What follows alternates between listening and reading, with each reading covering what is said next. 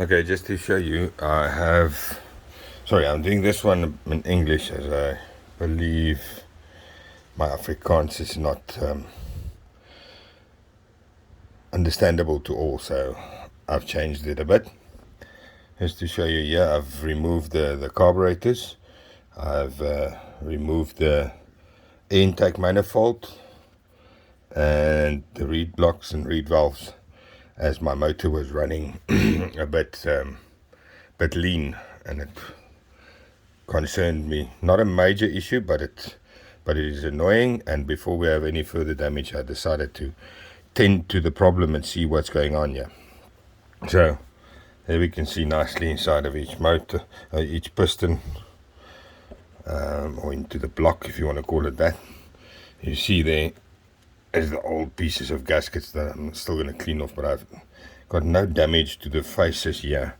This I will still clean off and see how that looks, and there at the bottom is how that looks. But basically what happened is my carburetors, when the motor was idling, I could pull off plugs here, like these plugs, pull them off, and then you can see the spark. And I had spark on all three of the cylinders, and I had no issues there. But if I would pull off a plug on this, like for instance number one, then there's no change in idling, which should have been if it was getting the correct oil and water feed through. And yeah, I didn't get that. I've got new spark plugs in.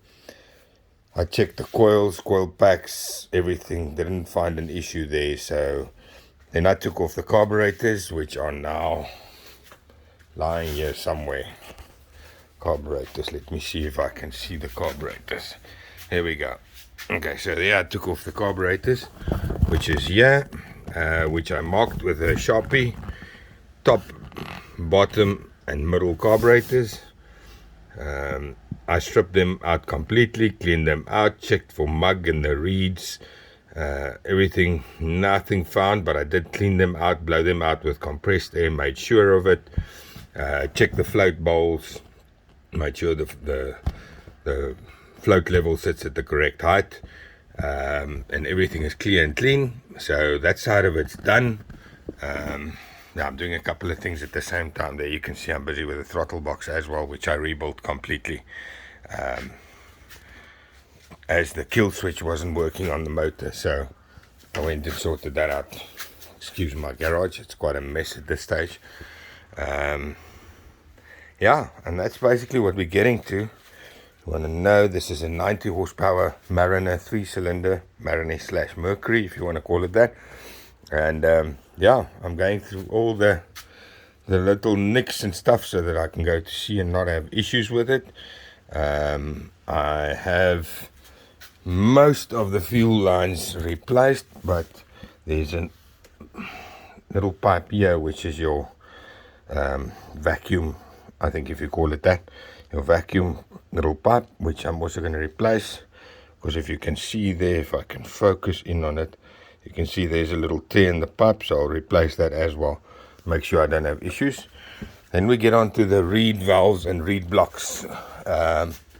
Just see if I can get there quickly.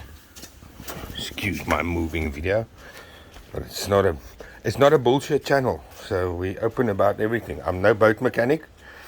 What I have here is what I've learned from working on the motors, and what I've learned from a buddy. And yeah, luckily for me, the buddy is quite knowledgeable and helped me along with this stuff quite a bit. So I've got no issues here. Oh, the focus is not that good. Just got to clean up all these faces because they used, if I can zoom in there, you see there's that grey gasket maker crap together with the gaskets, and it was handmade gaskets. It wasn't proper gaskets as it should be. Here's more detail on the gasket. It's like really crappy gaskets. So I'll rip that off. I'll replace that. Then you've got these little gaskets here where the carburetors mount onto. I will replace that now while I'm busy with it as well.